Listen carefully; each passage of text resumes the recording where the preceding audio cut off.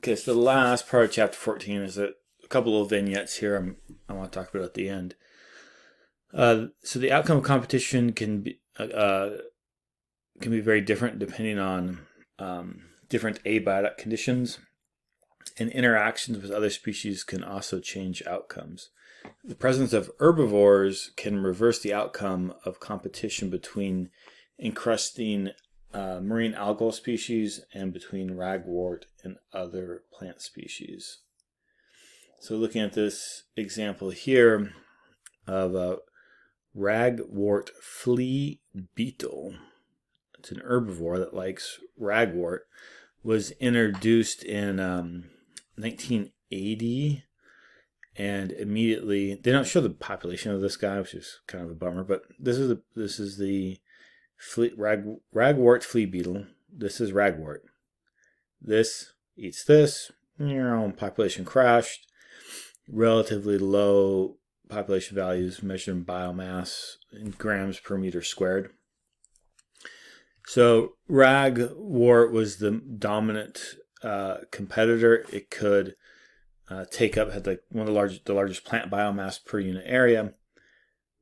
Introduced beetle chews down ragwort. Other grasses and forbs are allowed to increase in population size. So in this case, this is altering the outcomes of competition, that the dominant competitor, in this case, is taken out by an introduced herbivore, which then opens up space for other plants to flourish. So if herbivores feed on the superior competitor, the growth, survival, or reproduction of that species is reduced. The same is true for predators, pathogens, and mutualists. Change in abundance of these species can change the outcome of competition among the species in which they interact. I want to talk a little bit about this famous study by Joe Connell. I think Connell was out of Santa Barbara. I don't recall where he was, where he was mostly a faculty, or spent most of his faculty career. So in 1961, he examined factors that influence distribution and survival and reproduction of two barnacle species.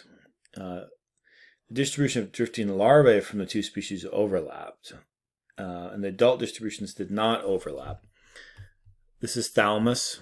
The CH is silent. So thalamus live only near the top of the intertidal zone, and semibalanus were found throughout the rest of the intertidal zone. So let's go to this image here. It kind of helps to explain it. So the intertidal, the bathtub goes up and down every day. Larvae is, if you're a barnacle larvae, whether you're a thalamus or a semibalanus, so thalamus are the little ones, semibalanus are the larger ones. It doesn't matter if you're a semibalanus or a thalamus larvae, you have an equal chance of landing anywhere in this zone. However, the distribution of adults does not match that. That semibalanus occur lower on the tide line, and thalamus just occur in this narrow band at the very top of the tide line. And so Connell was curious about this and did some experiments where he would move barnacles up and down the tide line to see what would happen. When he moved thalamus down here in the deeper water, semibalanus would outcompete them. They would grow on top of them and cover them. So semibalanus are better competitors in a head-to-head fight in the low intertidal. In the high intertidal, when they move semibalanus, when Joe moved semibalanus to the high intertidal, they would dry out and die. They would be desiccated. And thalamus could survive. And so what we see here is some partitioning. We see a few things. Okay, one is this question you can ask yourself: if you were a thalamus, would you rather live high in the tide, or would you rather live low on the tide? If there's no competition, what would be better, living high up here or low down here? You're a marine organism. these guys feed. So barnacles are basically shrimp with their head stuck to a rock, and they feed either actively or passively. But they're filter feeders, and so they have a modified feeding appendages that grab plankton and detritus as it floats by. So you can only feed when you're underwater. And as we look at intertidal zonation, the higher you are on the tide line, the less time you spend underwater. The lower you are on the tide line, the more time you spend underwater. So as a filter feeding marine organism, the lower you are on the tide line, the more often you're able to feed, right? So all else equal, you would assume that thalamus would do better on the lower tide. Or if you wanted to think about the fundamental niche of thalamus, it would be this entire intertidal zonation would be the fundamental niche. However, the realized niche is just the upper intertidal. So thalamus are perfectly fine living in the lower intertidal. It meets all of their habitat requirements. They can live there just fine. However, due to competition, their realized niche is the upper intertidal. Now, for semibalanus, their fundamental niche is more closely aligned with their realized niche, meaning they can't live higher than they currently live because they get desiccated, they dry out and die. Thalamus are able to close up more tightly, and they're smaller, so they're able to retain their water better than semibalanus, which doesn't close up as tightly, and it's more likely to desiccate, dry out, and die. So semibalanus are good competitors throughout this lower intertidal range. In the upper intertidal, they just dry out and die. So for semibalanus, the upper extent of their distribution is limited by physical stress. It's not a biological interaction. It's an abiotic issue of drying out and dying. Now, why don't they live, way down deep, 10 meters underwater? Well, the sea stars will eat them, so they're limited on the lower end by predation. And so we can think about this interchange between thalamus and semibalanus in a couple of different ways. One is, for a thalamus, what is their fundamental niche? And that could be the intertidal zone. What is their realized niche? The upper intertidal zone. For semibalanus, their fundamental niche is probably more closely related to their realized niche. And so when I ask a question on the exam of something like, what is thalamus's fundamental niche? It would be the intertidal zone. And if I ask the question, what's thalamus's realized niche? It would be the upper intertidal zone. And the main thing here would be competition between semibalanus and thalamus surviving on that edge habitat, that upper intertidal habitat. That's marginal in the way that they're not underwater as much, so they're not feeding as much, but they have adaptations that allow them to withstand desiccation, and so they can survive in this niche where semibalanus cannot. Semibalanus tends to dry out and die. We'll get into intertidal zonation a bit more, but this is generally the pattern for intertidal zonation, which is the upper end of the zonation, how high on the tide line they can live, is dictated by physical stress. And then the lower limit is either predation, chance of being eaten, or in this case, competition. But it's some sort of biotic limitation on the low end and an abiotic limitation on the top end. So I'd really encourage you to know thalamus and semibalanus. I'm not big on remembering species names, but just because of my intertidal heritage, thalamus and semibalanus, it's a pretty classical, ecology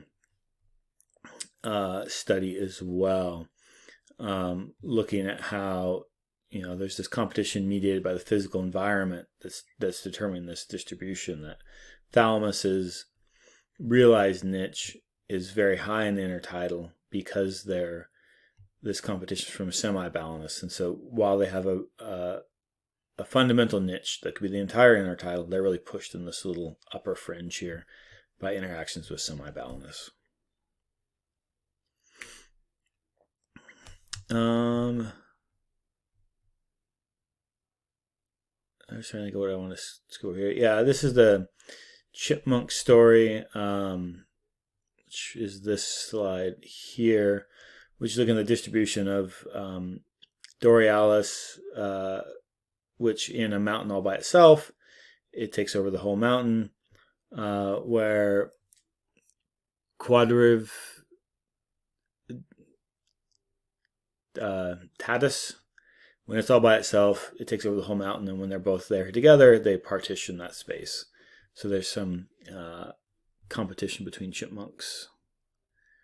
The one I wanted to talk more about is pain here. And we'll get more into disturbance. This is one area where it makes sense, but looking at the brown algal, fugitives, that's what we forgot to talk about. Fugitives, where did the fugitives go? Fugitives, they ran away apparently. Oh, okay, here it is.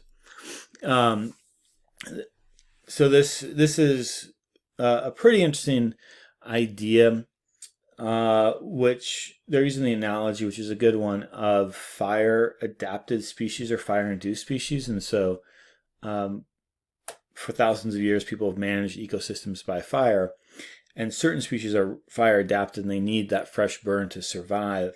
And then as the forest develops and fills in, they go locally extinct. And so they're basically hopping from spot to spot.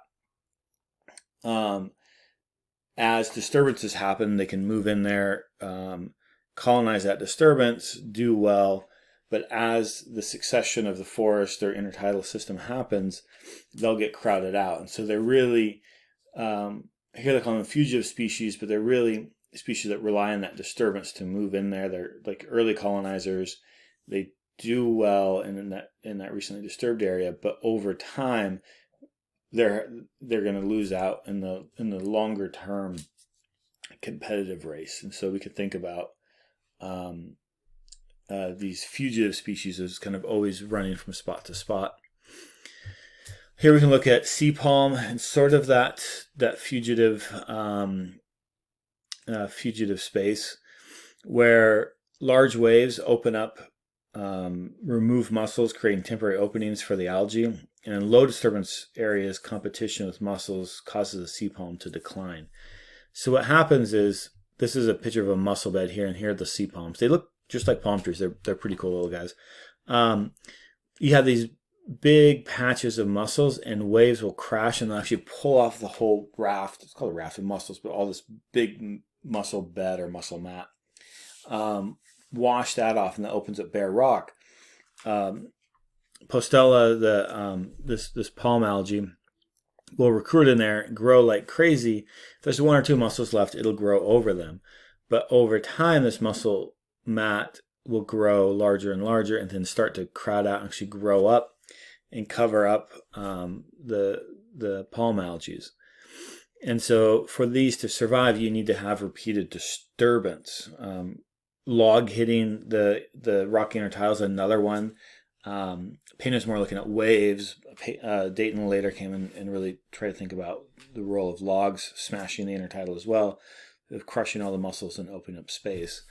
And so if we look at this graph, the red line's a 1-to-1 replacement, meaning if we have 40, this is density number per meter squared year x, density number per meter squared year x plus 1. So this is n plus 1 effectively. A 1-to-1 replacement is if we have 40 individuals this year, next year we'll have 40, 60 this year, 60 next year. That's all that is, a 1-to-1 line. Here is the measured population data. So in a stable environment, interesting, this is 79. This is after Dayton's disturbance. Anyway, so Here in year X, we've got 40 individuals. Next year we only had 10. Here we had almost 60. Next year we had 11.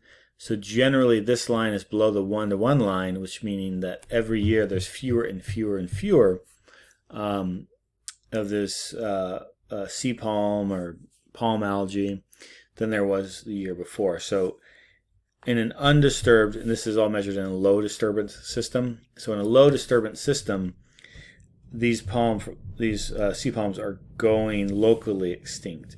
It requires a big disturbance event to come in, rip out a bunch of these mussels for the sea palms to grab, to recruit and take over again.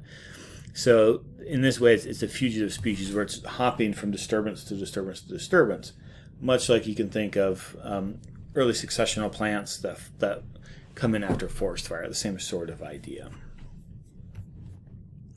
So that's all. I didn't have a whole lot for this one. Again, I'm not going to ask you to memorize a lot of species names, but Thalamus, Semibalanus, and the story, it's a classic ecology story. Everybody should know it, and I'm an intertidal person, so I like Thalamus and Semibalanus, and so be able to describe this experiment and why Thalamus has this realized niche that's so much smaller than its fundamental niche is probably something that I would want to know. Okay, this will wrap up 14.